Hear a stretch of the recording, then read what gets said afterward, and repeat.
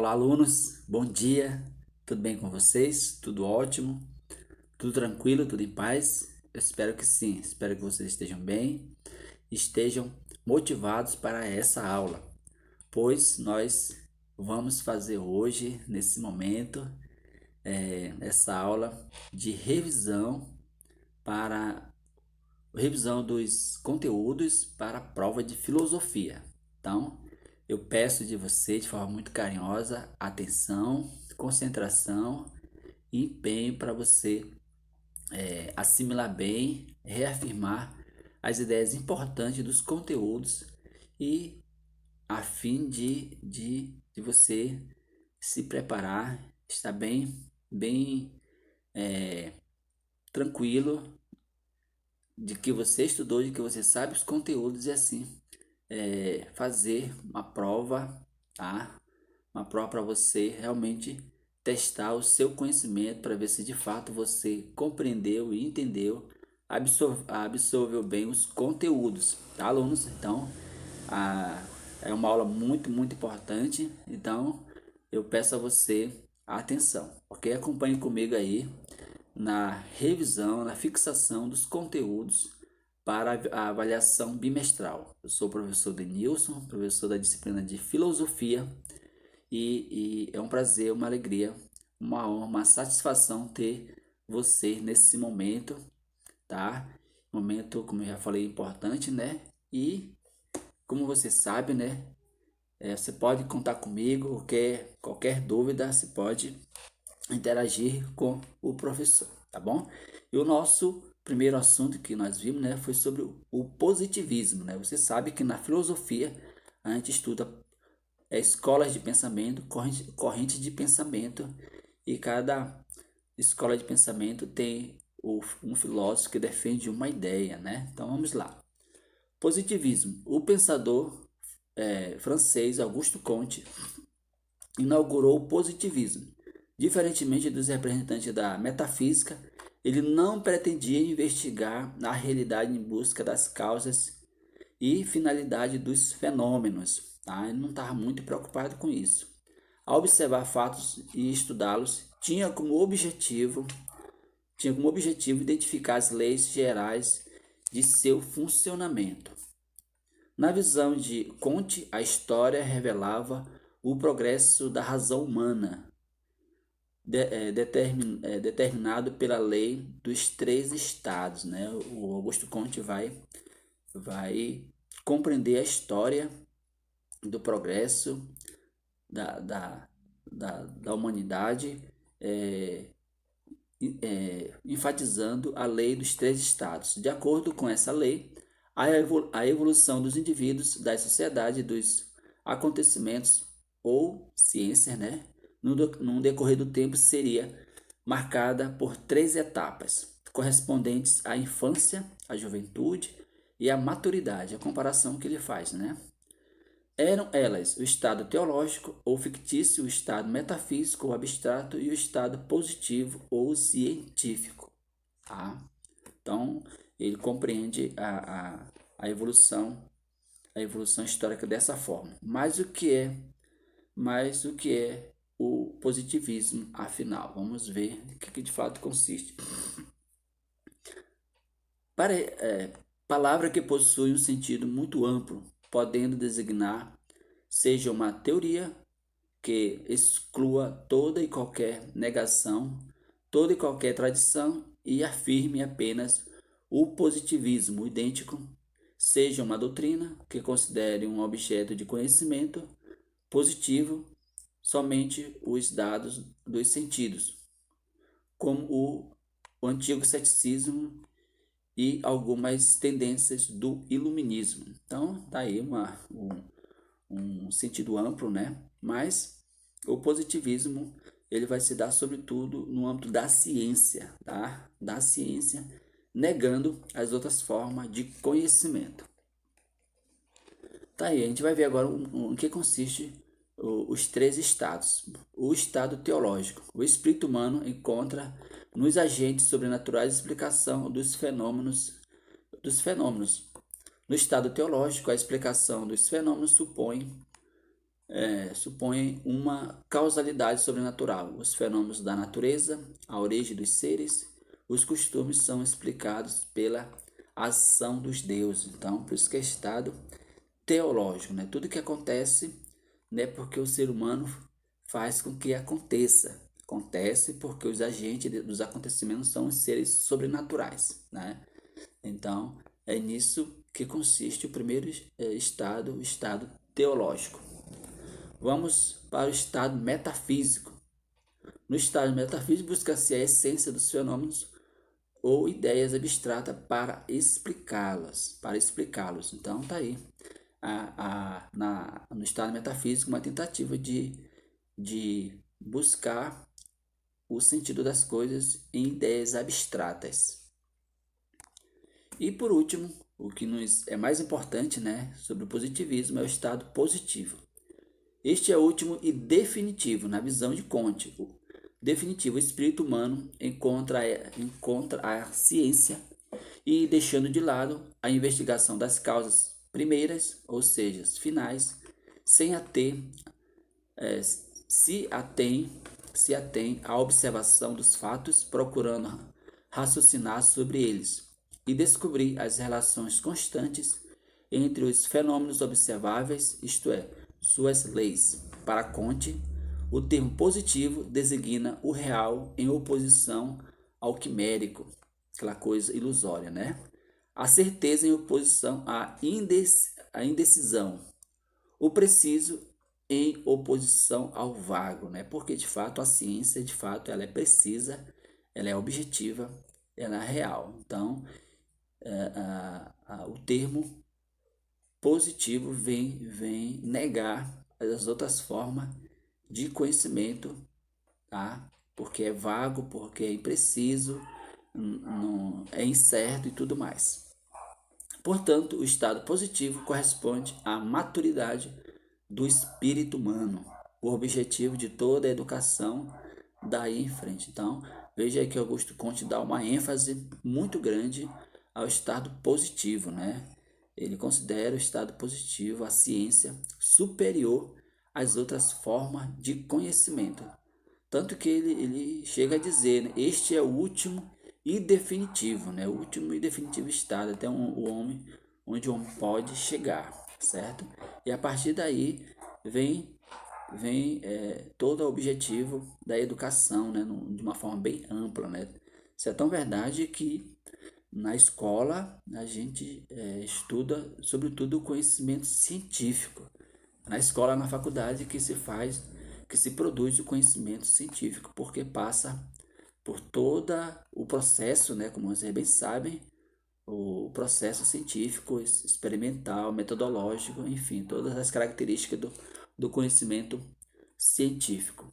Então, tá aí o primeiro assunto, nós tratamos do positivismo. E depois nós falamos do materialismo histórico e dialético. O idealismo hegeliano sofreu duras críticas do marxismo, corrente filosófica iniciada no século XIX pelos filósofos alemães Karl Marx e Friedrich Engels. Por exemplo, a crítica de inverter a relação entre a realidade e o pensamento, justificando assim injustiças sociais que deveriam ser transformadas. Assim, o idealismo, assim como o idealismo, o marxismo empregou o conceito de dialética, tá? Para refletir sobre a realidade e a história, mas sob uma perspectiva materialista. Você sabe muito bem que Karl Marx ele defende seu pensamento a partir da realidade, da luta de classe, da sociedade, de uma perspectiva de fato materialista muito real. Isso significa que, em vez de entender a realidade histórica como um movimento de progresso contínuo da razão, na visão de Hegel, né, que nós estudamos, rumo ao absoluto, os marxistas pensaram, né, como o desenvolvimento das relações de produção e bens materiais necessários à existência humana. Então ele vai dizer que o desenvolvimento da pessoa, da ciência, se dá a partir da sua realidade material, da sua realidade ali no dia a dia, na sua realidade concreta. tá? Só para nós entendermos um pouco de Karl Marx, né? Um filósofo que criou um sistema filosófico, um filósofo que está muito presente nos vestibulares, nas provas. Ele de fato, ele é um pensador que é estudado por tem muitos pesquisadores em relação a Karl Marx, tem muito texto, muita literatura sobre ele, porque de fato é um filósofo que fez a diferença na história do conhecimento, tá? Foi um intelectual alemão considerado um dos fundadores da sociologia. Teve influência em diversas áreas, como economia, filosofia e história. Então veja só a relevância desse pensador, a importância de nós compreendermos bem suas ideias. Nessa perspectiva materialista, o confronto entre teses, antíteses, não representava simplesmente a contradição entre ideias ou verdades, mas o antagonismo entre classes sociais, a luta de classes. Então, na visão de Karl Marx, a sociedade é dividida em duas classes principais, tá? Que estão sempre em conflito, tá? Veja bem aí que a gente vai ver em que consiste essas classes. Eu vou logo adiantar para vocês que é a classe operária e a classe da burguesia, a classe burguês. Marx e Engels ressaltavam ainda que o conjunto de condições concretas da existência determina a consciência dos indivíduos, e não o inverso como propunha a tese idealista de progresso da razão, na visão de Hegel, né? Então veja aí, que determina a consciência da pessoa é a condição de vida que ela tem, tá? A condição de vida que ela tem. Nesse contexto, denunciaram as formas de pensamento. Nesse contexto, denunciaram que as formas de pensamento sofrem manipulação por meio da ideologia. Então, outro termo importante aí no pensamento de Karl Marx é o termo ideologia, tá? Tá aí só para você lembrar, né? Concepção marxista de ideologia. Segundo Karl Marx, pode ser considerada um instrumento de dominação que age através do convencimento e não da força. Então veja aí Karl Marx colocando a ideologia como instrumento de dominação, tá? Alienando a consciência humana e mascarando a realidade. Então veja só a ideologia na perspectiva de Karl Marx, né? É um instrumento de dominação, aliena a consciência humana e, portanto, mascarando a realidade. Será que ele tem razão? Por isso aí nós, a partir da nossa reflexão, crítica e reflexiva, né, desenvolver também a consciência crítica em relação à sociedade a qual nós estamos inseridos, né? Porque nós podemos ser manipulados, sim, né? A gente podemos ser e a gente precisa desenvolver a consciência crítica sobre esse respeito. Sendo assim, para possibilitar o progresso da história, a classe oprimida deveria romper com a ideologia e conscientizar-se de sua condição marcada pela exploração para transformá-la por meio de uma ação revolucionária. Então veja aí a ideia de Karl Marx, né? O ser humano a partir da sua consciência romper com uma sociedade com o poder dominante, né? E assim fazer uma revolução, né? Como Karl Marx tá, está propondo aí no seu, no, na sua, no seu modo de pensar a realidade. Na obra Manifesto Comunista, publicada em 1848, Marx afirma que a oposição entre a burguesia e o proletariado no capitalismo industrial moderno estabeleceu condições favoráveis à conscientização da classe oprimida a respeito da exploração que pesava sobre ela. Segundo eles, essa conscientização resultaria na revolução comunista, gerando um novo modelo de sociedade sem injustiças, classes sociais e Estado. Então, aí essa ideia de Karl Marx, né? O ser humano, a classe operária, a partir da sua consciência, a partir da consciência de que está oprimida, sofre dominação, portanto, injustiça. Karl Marx, ele, ele ressalta que a partir dessa conscientização haja uma revolução, a fim de não existir mais injustiça, né? Classes sociais, sobretudo, e o Estado que domina. Então, tá aí em poucas palavras, o que consiste as principais ideias de Karl Marx, né? Claro que tem mais coisas, mas no momento é só isso, porque é o que o livro está nos pedindo, nos proporcionando. Outro assunto que nós estudamos foi a psicanálise. Como já foi visto, um dos principais problemas abordados pela filosofia contemporânea é a crise da concepção moderna de razão. Essa crise teve início no século XIX e foi reforçada no século XX, com base nas descobertas da psicanálise, corrente de pensamento ligada à filosofia e à psicologia. Então tá aí mais uma corrente de pensamento, né, que a gente está estudando. Ela foi inaugurada pelo tcheco Sigmund Freud e conquistou inúmeros seguidores, entre os quais se destacam o suíço Carl Jung e o francês Jacques Lacan. Freud era médico e se dedicava ao tratamento de doenças mentais.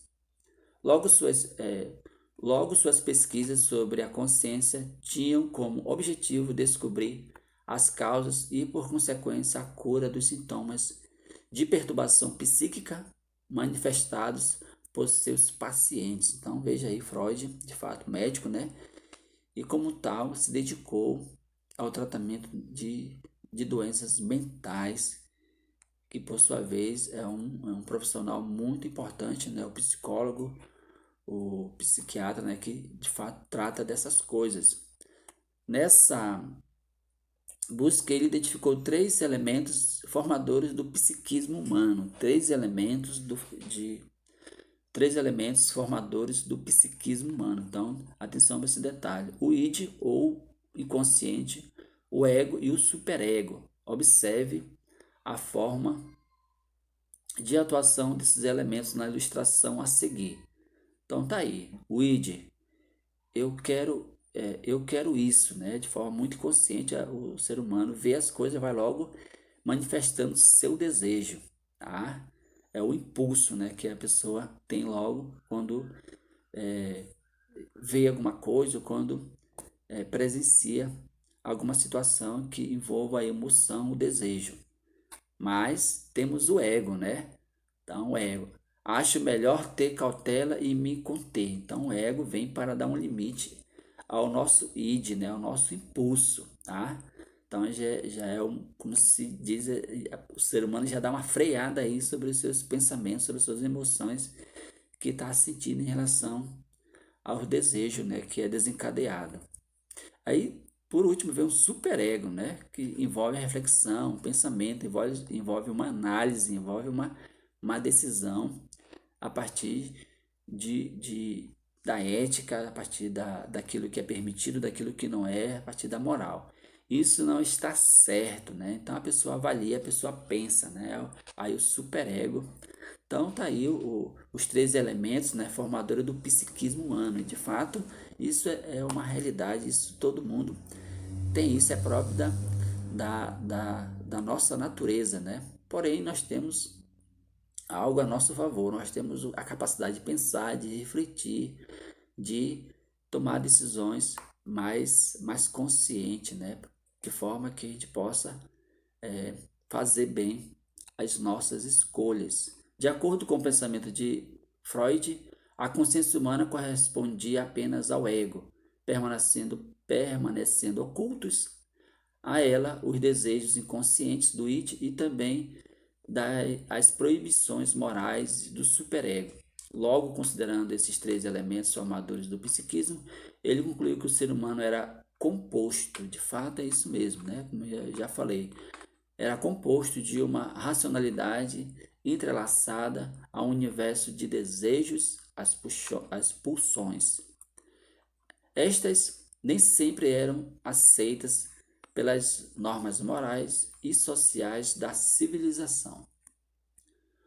A psicanálise freudiana previa que o psicanalista ou analista buscasse a fonte dos sintomas perturbadores apresentados por seus pacientes, os quais seriam causados pela repressão de certos desejos.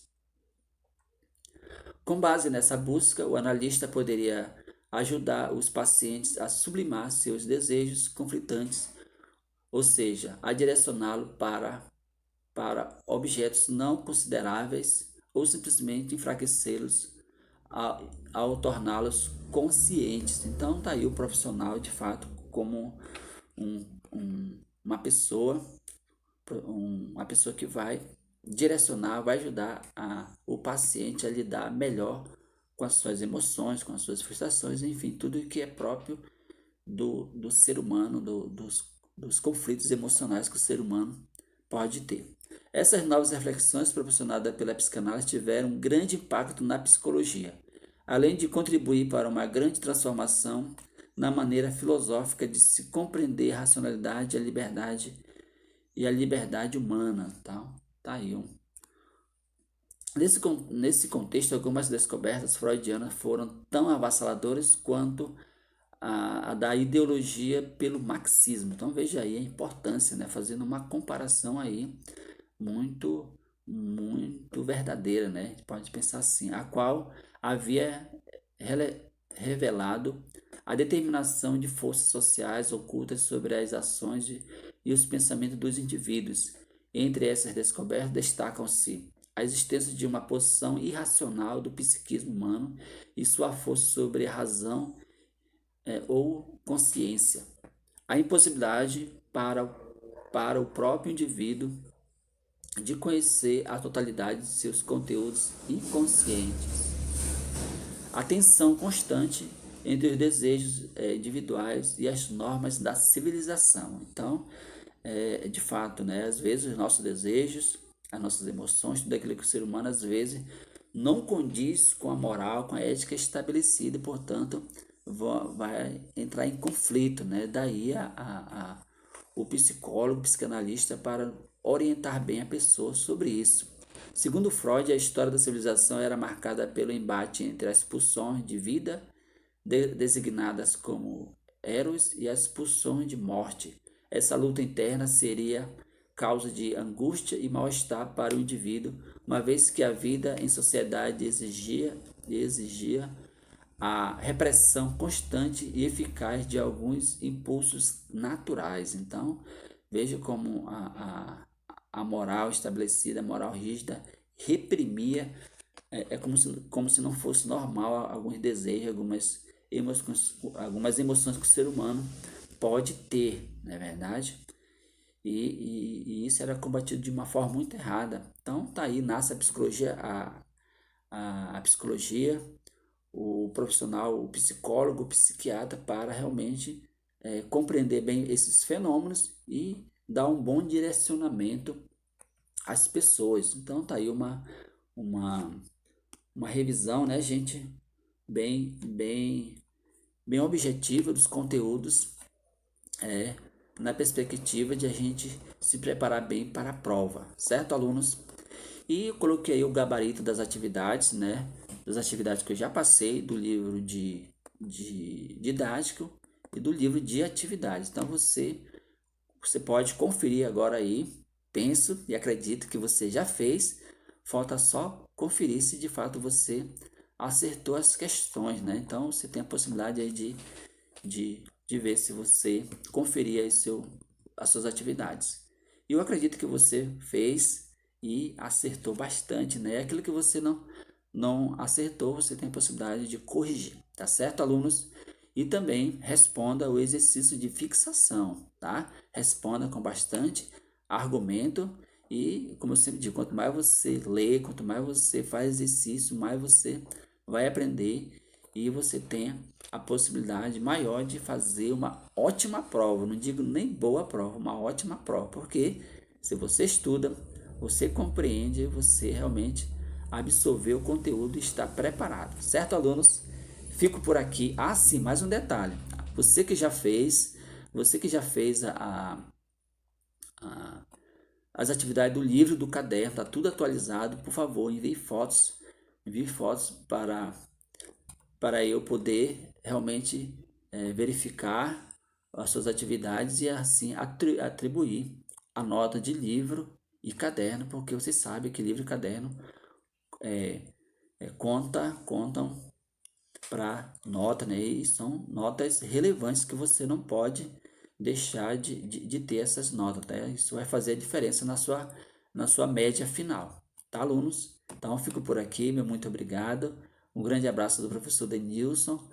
Boa sorte nas suas avaliações, nas suas provas e estude mais. Estude porque se tem uma coisa que você nunca vai se arrepender é de estudar, tá? Quanto mais você estuda, mais sucesso você vai ter do ponto de vista da sua vida escolar. Então, até a próxima. Um grande abraço. Tchau, tchau.